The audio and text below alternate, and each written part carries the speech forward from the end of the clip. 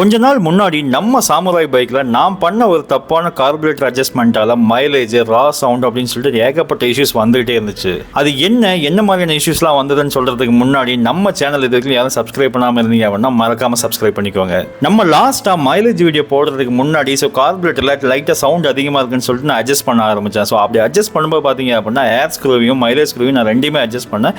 But அந்தளவுக்கு கரெக்டாக நான் பண்ணாத விட்டதால என்ன ஆச்சு அப்படின்னா அந்த ரா சவுண்ட் அதிகமானது, அது மட்டும் இல்லாமல் வண்டி ரன்னிங்கில் அடிச்சு போகிற மாதிரி இஷ்யூஸ்லாம் வர ஆரம்பிச்சிருச்சு.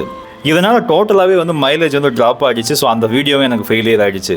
ஏர் ஸ்க்ரூவோட அட்ஜஸ்ட்மெண்ட் ப்ராப்பராக பண்ணாததால் நமக்கு ஃபியூலோட கன்சம்ஷன் ரொம்ப அதிகமாகிடுச்சு. ஸோ ஏர் சுத்தமாக உள்ளே போகலை அப்படின்ற அளவுக்கு ஆகிடுச்சு.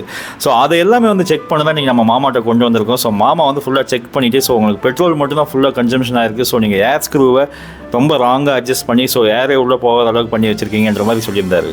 இந்த மெயின்டெனன்ஸில் நான் கார்பரேட்டரோட மைலேஜ் ஸ்க்ரூவும் ஏர் ஸ்க்ரூவையும் நம்ம அட்ஜஸ்ட் பண்ணியாச்சு. ஏர் ஸ்க்ரூவும் மைலேஜ் ஸ்க்ரூவும் அட்ஜஸ்ட் பண்ணதுக்கப்புறம் பார்த்தீங்க அப்படின்னா நம்ம வண்டியோட பிக்கப் ப்ளஸ் ஸ்மூத்னஸ் ரொம்ப நல்லாவே இருந்தது. ஸோ ஏர் ஸ்க்ரூவும் மைலேஜ் ஸ்க்ரூவும் ப்ராப்பராக அட்ஜஸ்ட் ஆகலை அப்படின்னா என்ன மாதிரியான இஷ்யூஸ் வருங்கிறத மாமா ஃபுல்லாக நமக்கு எக்ஸ்பிளைன் பண்ணியிருக்காங்க. ஸோ அதோட வீடியோ லிங்க் நான் கீழே டிஸ்கிரிப்ஷனில் போட்டிருக்கேன், மறக்காமல் விசிட் பண்ணி பாருங்கள்.